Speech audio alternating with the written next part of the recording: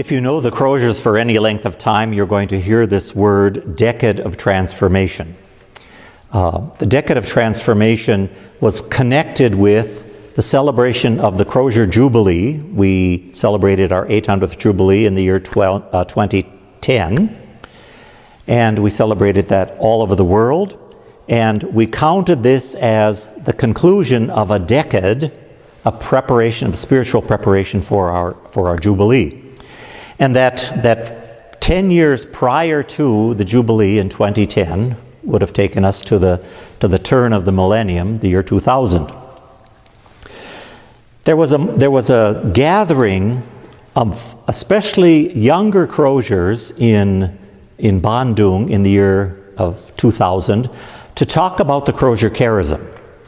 And one of the significant components of the Crosier charism was the dimension of living in community, living community life. And in part, our order had become more dispersed and in some ways identified with the ministries of individual Crosiers, particularly the priests, in parishes, in school ministry settings, in hospitals. In the end, it looked like we shared a common conviction, a common spirituality, but we actually did not live in community. We did not live directly in community. So this group of young Crosiers who was meeting in the year 2000 put together a series of recommendations that they presented to the Master General and his council and said, we need to work at these decidedly, decisively, and deliberately to make some changes.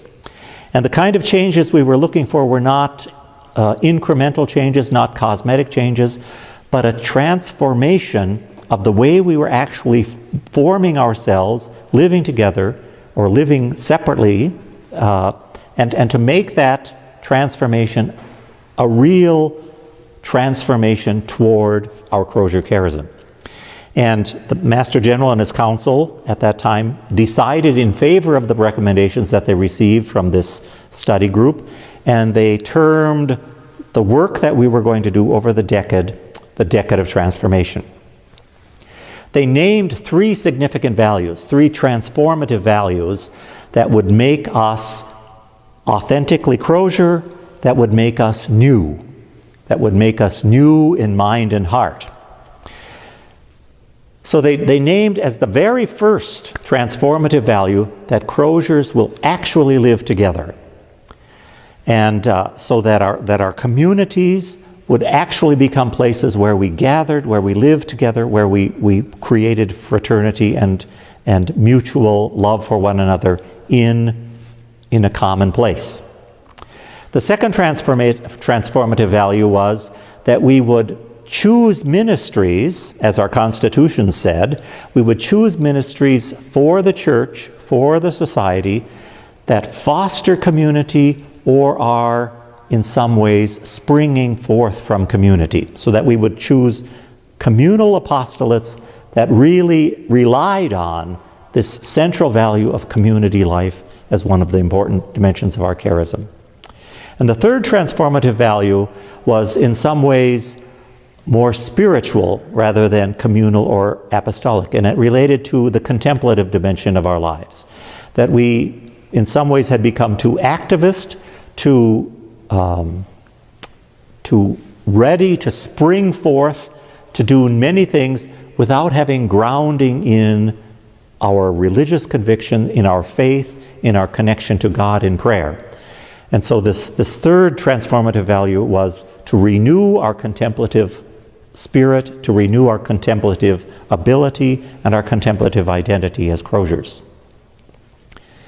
In the year 2010, when we celebrated the Jubilee, we looked back at what had happened in the course of this 10-year period, and we noticed that we had done a great deal to actually claim those values in reality, and not just as ideals, not just as hopes, not just as dreams, but we had made significant movement to live together as brothers, to create within that community of life a new energy for apostolic presence and apostolic service, and that through our prayer, particularly our liturgical prayer, we found again our deepest roots in the God who guides us, in the God who calls us, and the God who sends us. It was a wonderful decade to participate in.